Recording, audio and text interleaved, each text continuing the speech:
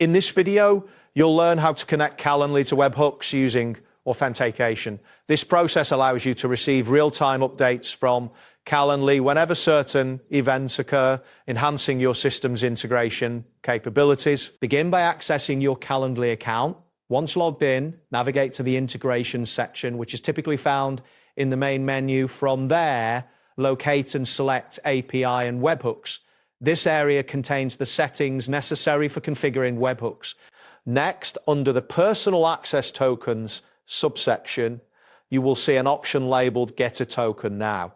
Click this button to initiate the creation of a new access token. After clicking, proceed by selecting Create New Token. For the name, you can enter something descriptive such as webhook integration. Once you have entered the name, click Create. The system will generate a token, which is crucial for authenticating your webhook requests. It is essential to copy this generated token immediately, as you will not have another opportunity to view it. Store it securely in a password manager or a safe location.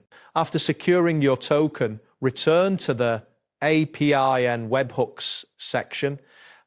Here, scroll down or switch to the Webhooks tab.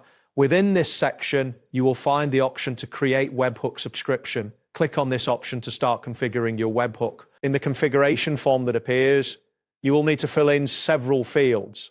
Start with the callback URL, which is the endpoint on your system designed to receive data from Calendly. For example, you can use a URL like https://yourdomain.com/calendly/WRL. Proceed to the next field labeled Select Events. This is where you choose which events Calendly should notify you about. Common selections for events include invitee created, indicating a meeting has been booked, and invitee cancelled, which notifies you when a booking has been cancelled. Many users typically start with these two options.